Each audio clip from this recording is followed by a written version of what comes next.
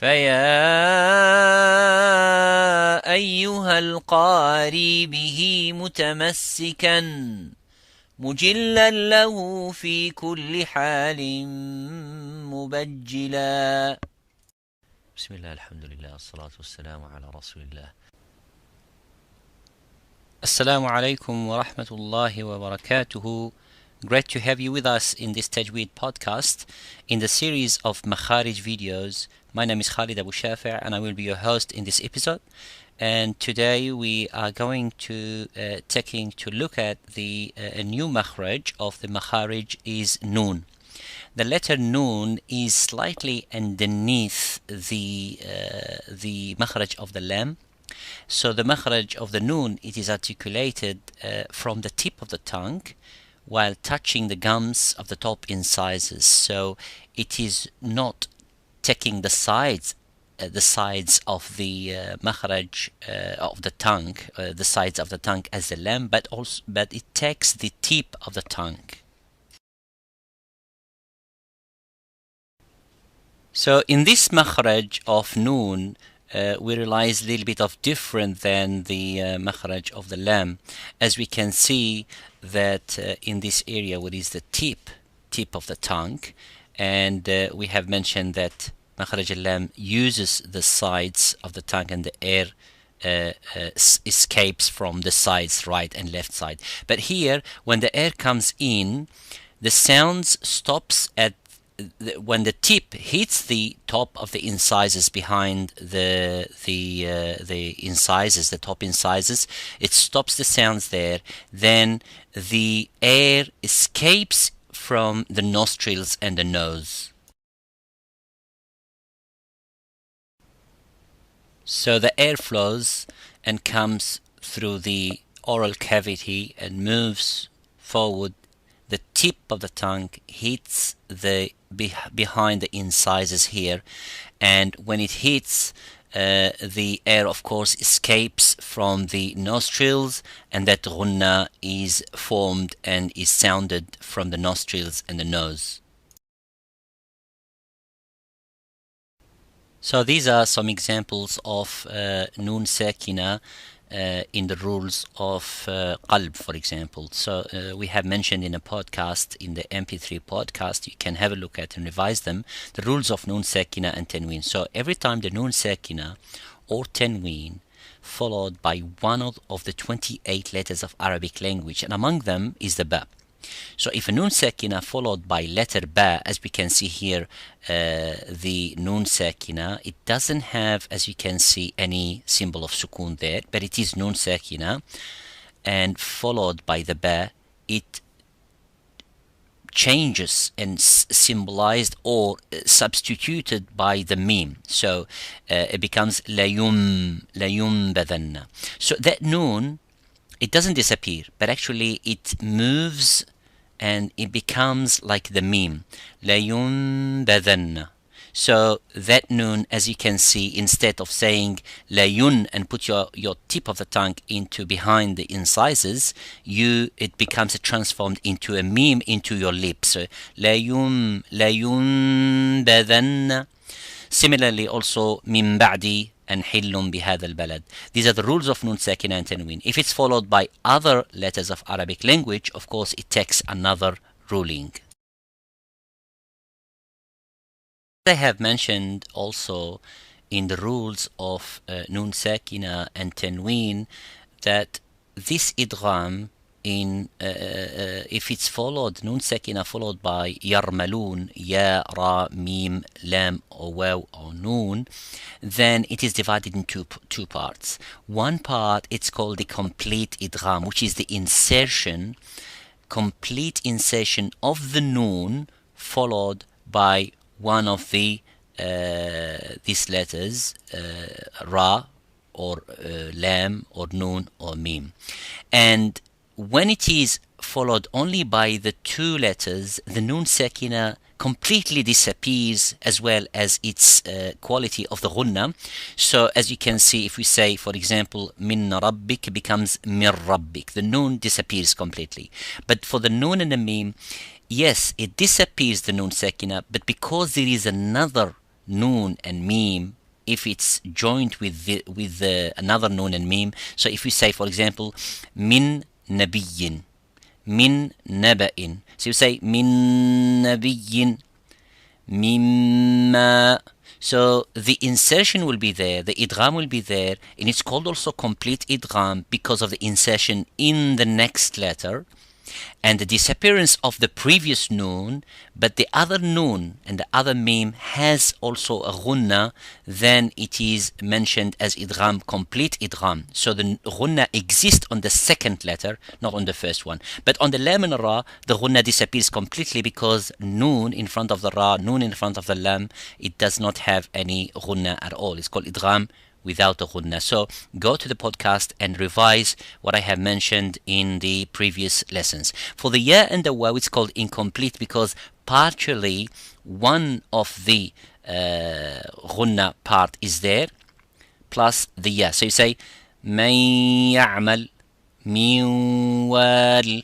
So a part of the ghunna is halfway between the noon sakina and also in between, inserted into the ya or inserted into the al-waw.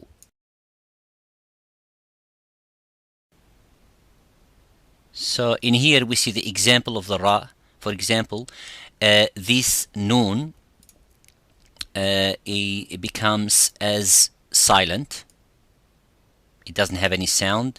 Similarly with this one as well. So instead of saying min rabbik, you can see the symbol of shadda there. There's a symbol of shadda also here. So you say min rabbik, min ladun. So the noon becomes a silent. And the reason why the ra and the lam are closely, the makhraj close to the noon. We mentioned these makhraj of the lam, makhraj of the noon, and makhraj of the ra, they are close to each other. And because of that closeness and taqarub, the noon sakina or tanween, soon as it comes next to the ra or next to the lam, the noon becomes, or the tanween becomes silent. Such as if you say, for example, the adhan, you would say ashhadu anna la. You don't say ashhadu anna la, you say ashhadu alla, alla ilaha illallah. Similarly, if you say ashhadu anna muhammadan, you don't say Muhammadan with the noon at the end. You say Ashhadu anna Muhammadar Rasulullah. And this example with the meme and the noon, mimma min nabiyyin, it's inserted, but because of the existing of this meme and the noon, the quality of the ghunna always remains at least into the last stage of the degree of the ghunna, which I'm going to talk in the next slide about the noon and the meme ghunna quality.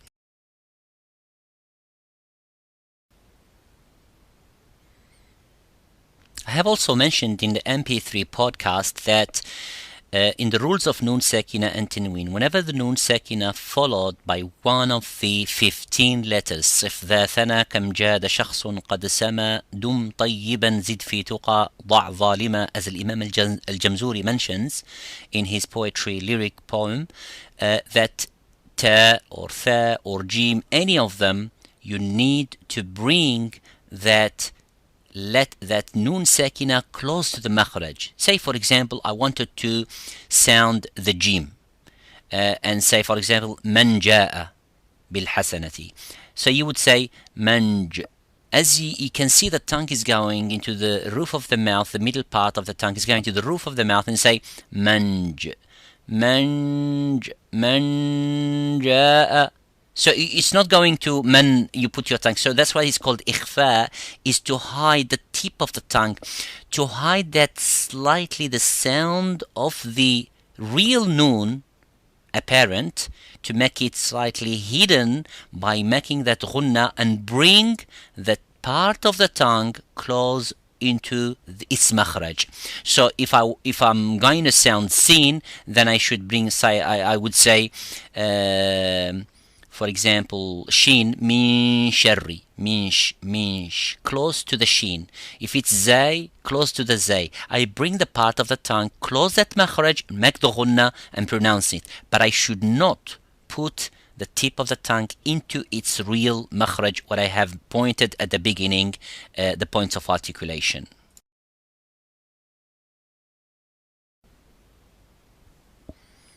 So in this slide, we have seen these are the letters of Idhar. As I also mentioned again, to go back to the podcast if you haven't heard the podcasts, the Hamza and the Ha and the Ain, Ha, Ghain and Kha, Akhi Haka ilman hazahu ghayru khasiri. These are the letters of Idhar. So every time the Nun Sakina precedes one of the 6 letters, has to be pronounced normally, without any hiding, without bringing the tip of the tongue down, just normally as I mentioned at the beginning. So you would say, for example, صراط الذين أنعى, normal. أنعمت. But of course, the ghunna, as I mentioned, it doesn't exist, but exists into it, the least of the ghunna, which is at least have to be a sound of the ghunna, a mechanism, the second part mechanism, which comes from the nostrils. There is one part is the movement of the tongue into the tip behind the incisors at the gums and the root. Then the second part is the nostrils. So you would say an'amta, same as the mim. Mim, of course, is like the nun, has the ghunna always, but the degree and the rank and the stage of the ghunna is different from case to case. So these are the stages of the duration of the ghunna. The stages are the highest, the most complete, as you can say, akmal. Then you would say that any nun sakina or mim sakina as well has a shadda, such as الناس ولا جان.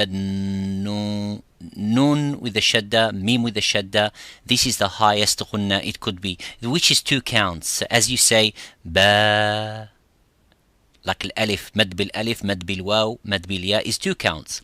فتحة, damma, kasra, short vowel is 1 count. So nun with the shadda and mim with the shadda, the ghunna is durated and timed, measured by 2 counts. That is the highest. And when I say, and the ulama mentioned also in the idgham with the ghunna such as ya and waw, then would be the ghunna also at its complete. So which means I don't say that the first one would be 2 counts and the next one will be 1.5 and the next one would be 1. It's not like that. But mainly whenever it is mushaddad, you have to give that emphasis of the shadda. Whenever it is idgham, you give the emphasis of the idgham and give it its time, same as the ikhfa. So I would say that the 3 parts which are mentioned, for example, part number 1, part number 2 and part number 3, they would be slightly similar. The only thing with the shadda has to be more emphasis by giving time with the ghunna, otherwise it will be all 2 counts, 3 of them.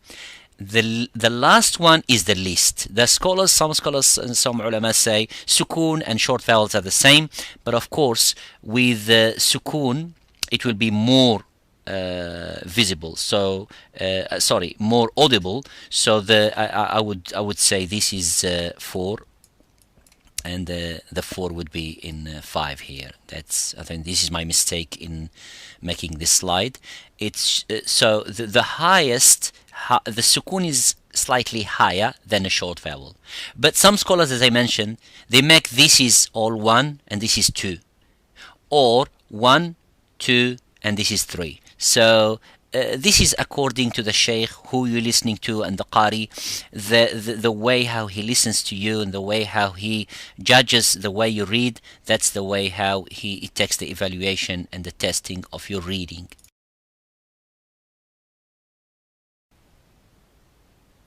So let me recap what I have said, that the nun sakina, whenever the flowing of the air goes this way, then the tip of the tongue hits behind the incisors. The air does not find where to escape. Of course, it escapes from the nostrils and makes that sound of the ghunna.